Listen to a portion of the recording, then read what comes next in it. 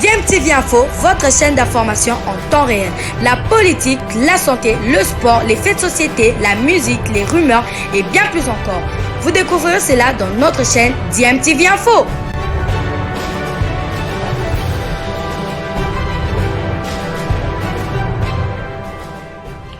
Vous êtes sur DMTV, bonjour ou bonsoir, tout dépend de l'heure à laquelle vous nous suivez. Tout plaisir est pour nous de vous retrouver, mais surtout de savoir que vous êtes nombreux en train de suivre votre chaîne YouTube DMTV. DMTV qui vous propose l'actualité, vous propose également des analyses et des réflexions sur des sujets d'actualité, sur des faits sociaux, tout simplement sur des réalités que nous observons ici chez nous en République démocratique du Congo. Quelle conclusion tu aurais tiré après ces deux stages effectués par les Léopards de la République démocratique du Congo?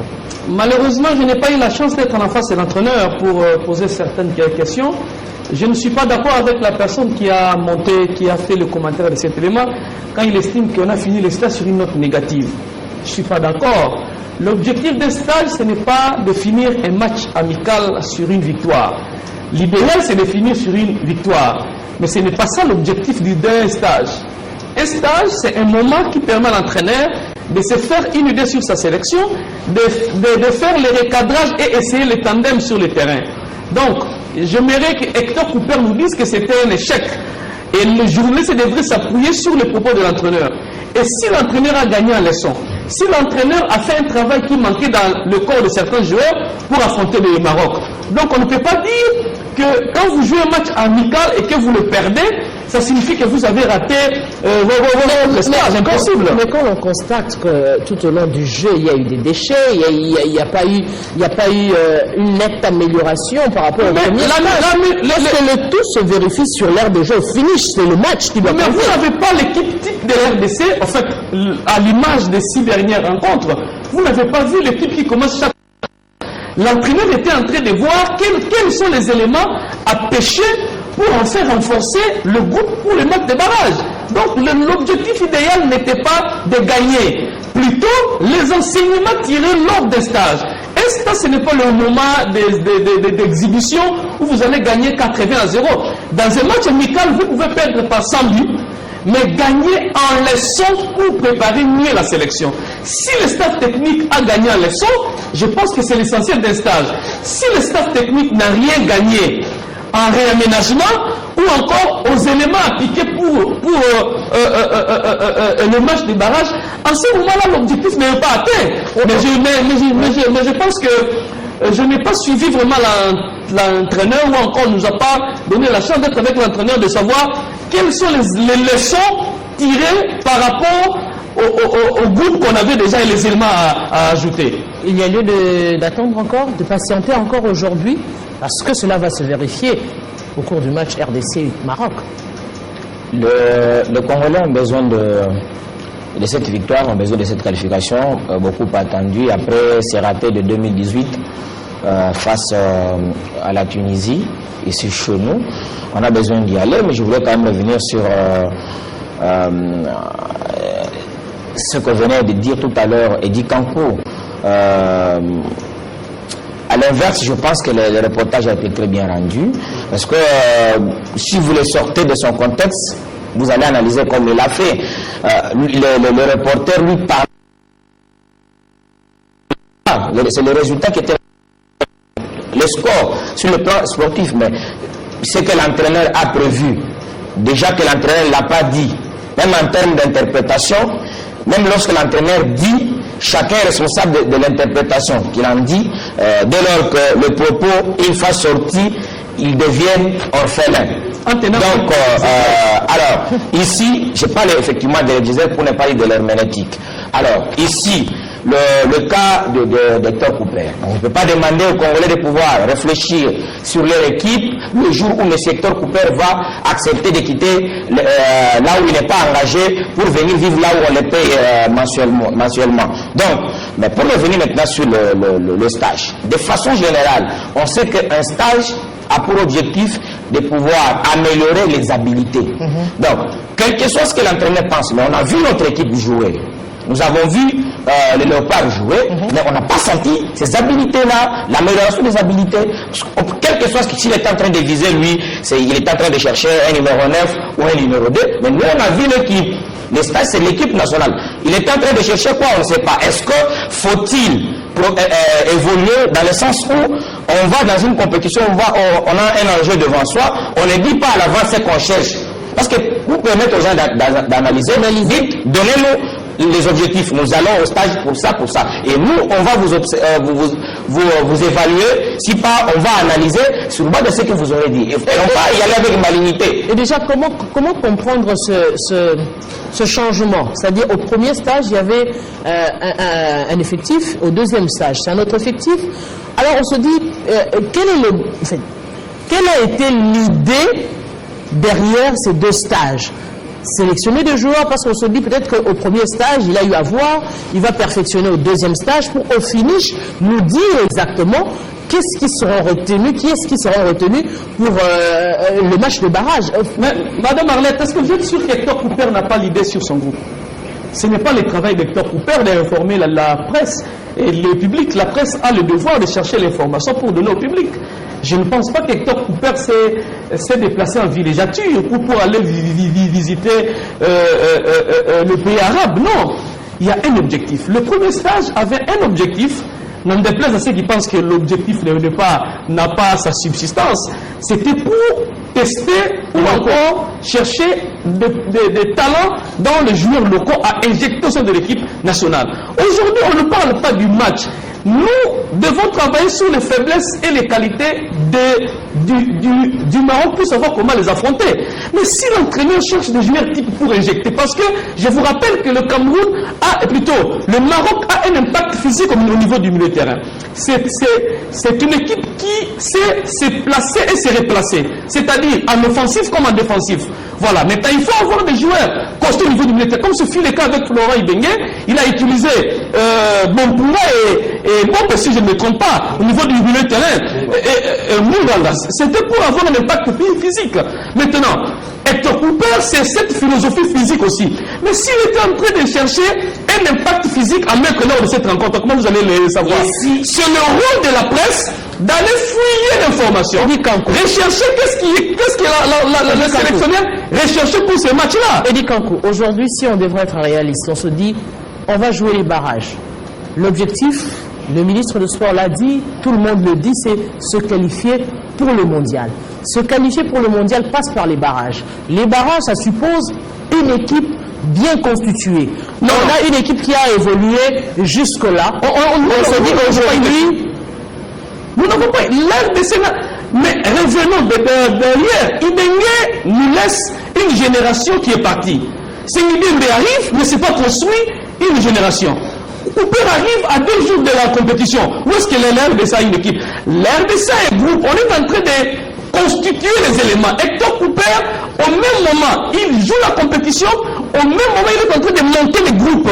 C'est la difficulté de la République démocratique du Congo. Alors, les uns et les autres pensent que le Congo a déjà une équipe où on a des joueurs cadres. Non, on est en train de se rechercher jusqu'aujourd'hui. Et la tâche est très difficile parce que l'adversaire ne répond pas au profil des joueurs qui est Junior Bompé, mais aujourd'hui, on peut se dire quel 23 pour le match de Maroc?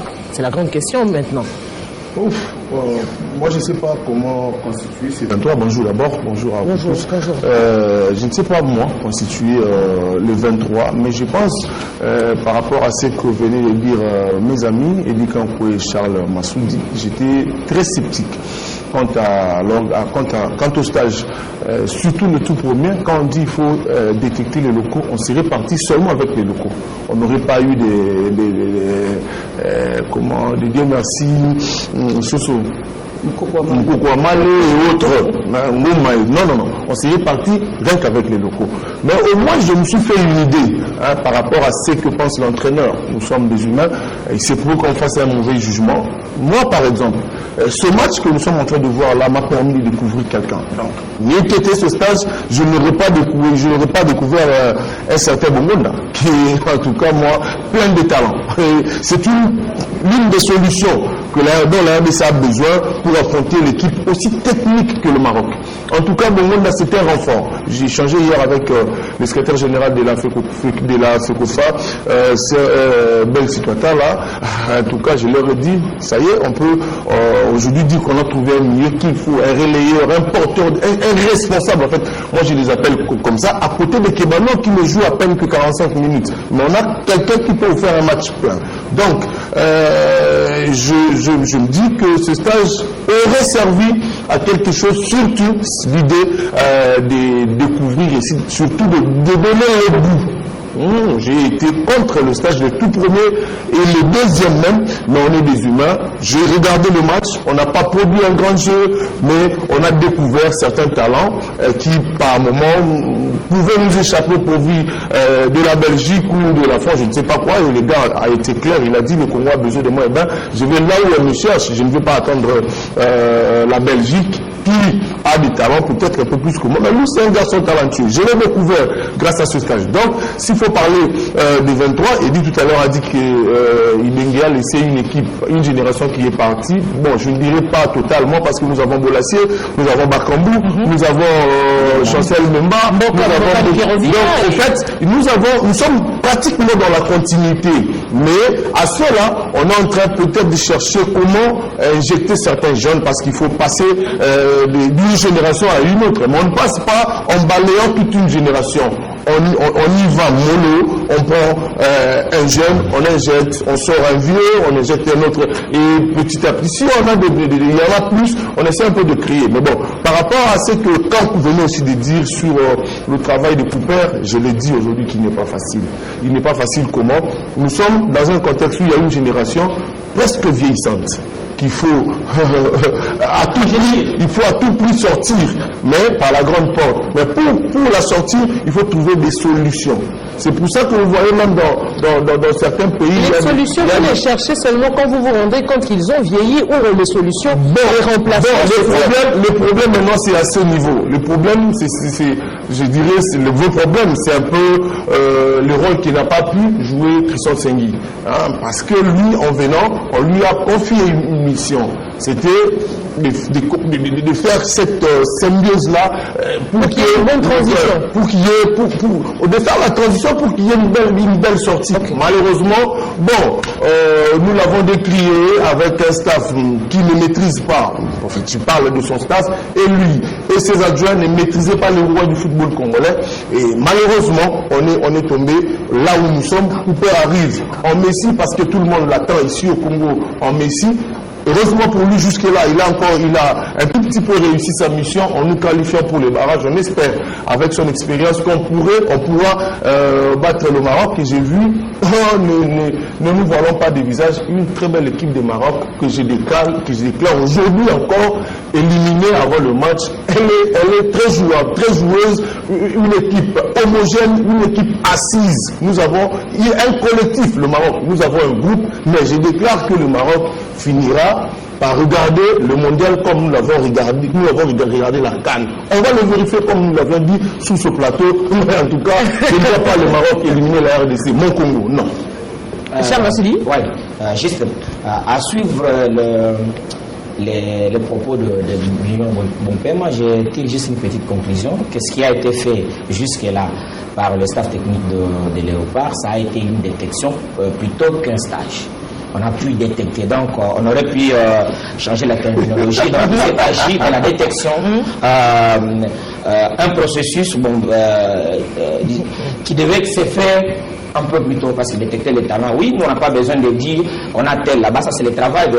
Est-ce que c'était opportun maintenant d'aller les détecter? Maintenant c'est de trouver un groupe homogène, comme il a dit, on en a besoin, on a pris trop de retard, je l'avais dit lors d'une émission ici, à la place de Top Cooper, je n'allais pas prendre l'équipe de la RDC en ce moment-là, parce que c'est très non, c'est trop serré. Oui, avec l'objectif... Vous êtes en train de réussir. L'objectif c'est de se qualifier qu'on sort. Donc c'était trop à sa place, je n'allais pas accepter. Mais il a passé un premier palier. C'est bon. Effectivement, félicitations pour ça, mais beaucoup de choses à faire au même moment, ce n'est jamais facile. Mais là, au stade où on est, c'était vraiment le stade où on devait constituer. Bon, nous avons encore un mois, oui, parce que c'est vers la fin de... à la moitié, à la tranchante, nous sommes plus ou moins. Oui, on a encore. Espérons qu'on doit avoir maintenant les stages et qu'on a fini avec cette histoire de détection. Oui, parce qu'il parle de détection. Vous dites que nous n'avons pas un groupe. Nous allons jouer le Maroc. Nous n'avons pas un collectif. Nous allons jouer le Maroc sans un collectif. Parce qu'on a détecté. Les collectifs que viennent à détecter. On n'est pas dans le stage là.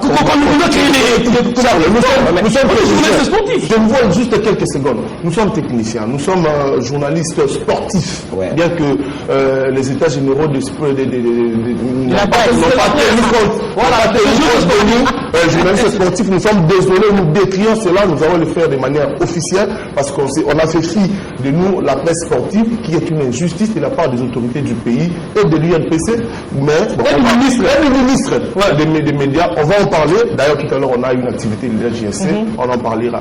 Nous sommes en train d'aider le pays. Il n'y a pas de jeunesse politique qui maintenant sont en train de réfléchir comment la RDC ira au Qatar. Il n'y a pas de jeunesse de la chronique musicale qui réfléchissent. Et la qualification du mondial, c'est un grand atout pour le mandat du chef de l'État. On doit nous respecter en tant que tel. Ça, c'est le coup de gueule de Junior Mombé. Nous parlons des choses sérieuses qui avancent le pays. Nous parlons des choses sérieuses qui mettent le pays sous l'échiquier international. On nous prend pour des petits messieurs parce que tel passera à la télévision insulter le pouvoir, parce que tel passera à la télé aduler le pouvoir. Nous ne faisons pas. Nous, on analyse en tant que journaliste. Et heureusement, nous sommes dans la maison de notre président de la section de Kinshasa, qui certainement devra nous recevoir pour nous dire pourquoi la presse sportive n'est pas considérée alors que la presse sportive travaille plus que tout le monde. Bon, on revient au stage, au fait. Mais vous oubliez que c'était mon temps de parole. Voilà, on récupérait votre temps de parole. Je partage totalement son coup de gueule. C'est vraiment notre souci à nous tous. En tout cas, je le partage. Nous avons été négligés, ce qui n'est pas normal. On ne peut pas seulement, quand on est en train de diriger une nation, on est en train de diriger un peuple, considérer ceux-là qu'on considère comme un danger. Parce que si lui, je l'écarte, il peut être un danger pour moi. Et là, il faudrait quand même qu'on nomme chaque chat. Et même, moi, je suis en train de parler du ministre de la communication et des médias, qui est un ancien journaliste. Donc, il sait bien comment la corporation fonctionne. Donc, il sait qu'il y a des sensibilités au sein de l'UNPC. Donc, quand des gens, on peut courir derrière lui pour chercher à être représenté dans les états généraux de la presse, et puis lui, il s'en fout, lui et ses services. Personne ne veut entendre parler de la presse. C'est anormal. C'était les états généraux de la presse politique et non, voilà, effectivement. Arrête, je l'ai dit, je me répète. C'est quoi cet événement que les amis de la politique, je ne suis pas contre les lois entraînées, ne se mangent pas, je parle des organisateurs, que eux pourraient réfléchir qui soit plus que la qualification mondiale. C'est quoi cet événement, les ennemis tout Bercy, qui est mieux que la qualification mondiale? Et le chef de l'État sait ce que représente pendant son mandat la qualification mondiale. Il le sait. Et le chef tient une qualification. C'est pour ça d'ailleurs qu'il a responsabilisé le ministre des ministères au fait, concerné par cette qualification. Et je vois très mal que ce même domaine, ces mêmes milieux soient aussi négligés, foutés, dont on se fout très facilement comme ça, on botte. Je suis désolé. On se dit aujourd'hui, revenons pour parler de la Coupe du Monde. Je sais que vous avez placé un mot, justement pour dire qu'aujourd'hui, il y a lieu de conjuguer les efforts. On parle mondial, oui, en route pour le mondial. Avec quelle stratégie? Avec quelle communication aujourd'hui? Parce qu'il n'y a rien qui est fait à ce jour qui qui permet aux supporters, à l'homme qui est à la maison de comprendre que oui, la RDC aujourd'hui est déterminée à aller vers la Coupe du Monde. Vous avez raison, mais je dois quand même placer quelque chose sur les assises des états généraux de la presse. J'ai vu quand même des têtes pensantes. J'ai vu M. Polidon, plutôt l'actuel ministre de la Solidarité, comment il s'appelle, le patron de Télé 7. Muntinga. Voilà. Moupichaï, ce sont quand même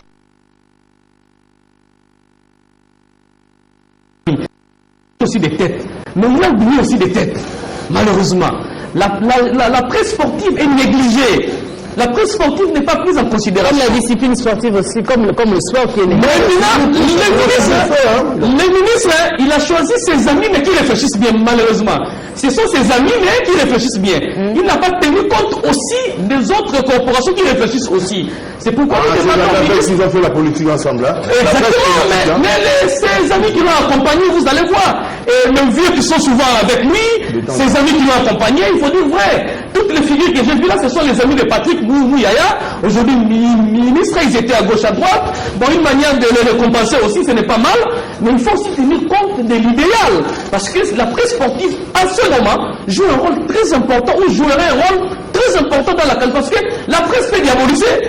La presse peut diaboliser cette campagne. Et mettre quelque chose dans la tête de Congolais sur cette qualification. Donc je crois que les ministres peuvent se rattraper parce que ce n'est pas tard. Les ministres peuvent se rattraper avec la presse sportive. Mais pour la qualification mondiale, je pense qu'on ne doit pas avoir des exclus. Il faut plutôt rapprocher tout le monde. Tout le monde, je dis bien tout le monde. En commençant par les anciens ministres des Sports. Il faut les rapprocher parce que chaque ministre a un secret, surtout ceux qui ont gagné. Là, je parle de Boutare. La personne qui gagne une coupe a un secret. Comment il a gagné? Il peut vous dire, la Salagaboy, ça peut vous servir. Vous comprenez? Le supporter. Je suis allé suivre le match à Lubumbashi, le match RDC Tanzanie. Je ne connais pas un groupe d'animation plus que le groupe de 100% Mazembe. Je ne connais pas. Je ne connais pas. Nous étions ensemble avec le Thomas, avec le groupe de Kinshasa.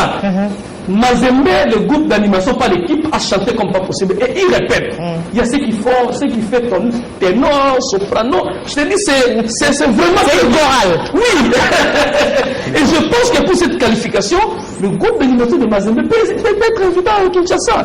Si de l'Est peut venir, ensemble ils peuvent chanter. Parce que souvent c'est toujours Kinshasa. Souvent c'est Kinshasa. On fait appel à toutes ces personnes collectifs. Exactement. Les présidents des clubs, Mazembe pour gagner face à Heartland, Mazembe a fait union.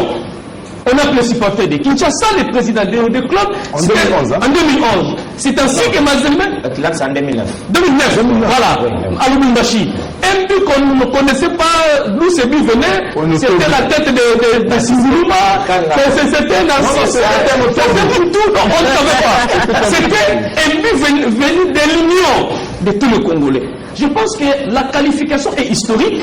On ne doit pas avoir de frustrés. Et pour éviter, les présidents de clubs qui nous donnent les joueurs sur l'équipe nationale, les présidents de clubs, ce n'est pas seulement à Kinshasa. Partout en RDC, si vous avez la possibilité, invitez toutes ces personnes-là. Évitons le populisme. Il ne faut pas égorger le chat la journée. Que ceux qui prient, prient. Que ceux qui vont à Lemba, vont à Lemba, mais dans le calme. Laissons nos caméras pour autre chose. À Lemba, comment? Alors, c'est une parenthèse. Il faut aussi dire qu'il faudrait aussi organiser la presse. Mais j'ai chuté. Cette communication que l'on fait des part et d'autre, il faudrait la communication, c'est pas seulement la presse. Appelez la presse pour accompagner, mais il faut que la nation accompagne. Quand la nation accompagne, il faut qu'il y ait une politique en communication. Je pense qu'au niveau du ministère des Sports, il y a des réflexions au niveau de la cellule pour accompagner. Exactement, pour justement accompagner. L'accompagnement de la République, ce n'est pas seulement au niveau du Conseil des ministres. C'est au niveau de que la nation se sente impliquée à travers l'accompagnement de toute une nation, les affiches, qu'on sente que nous jouons. Au Cameroun, quand on organisait la Coupe d'Afrique des Nations, à travers une émission qui passait sur Canal+, je sentais qu'il y avait la Coupe d'Afrique au Cameroun. Ça doit être de même pour l'RDC. Également, on a vu un événement qui est grand, oui.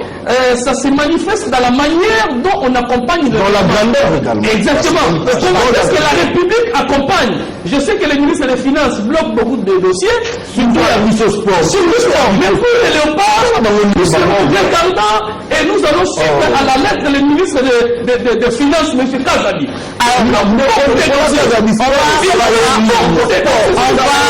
Nous sommes de retour et merci à vous de nous avoir suivis. Merci de continuer à faire confiance à votre chaîne DMTV et nous espérons en tout cas que ce sujet vous aura plu et si c'est le cas, laissez-nous un maximum de j'aime. Merci de partager avec nous aussi votre point de vue en nous laissant un commentaire. Abonnez-vous si vous êtes nouveau ou ancien et que vous ne vous êtes pas encore abonné. N'oubliez pas d'activer la petite cloche de notification en cliquant tout simplement sur celle que vous verrez apparaître dès que vous serez abonné parce qu'elle vous permettra de ne plus rien manquer des prochaines vidéos que nous vous proposerons. Encore une fois, merci à vous, avec espoir de vous retrouver très bientôt avec un autre sujet d'actualité. En attendant, portez-vous bien et DMTV vous dit au revoir.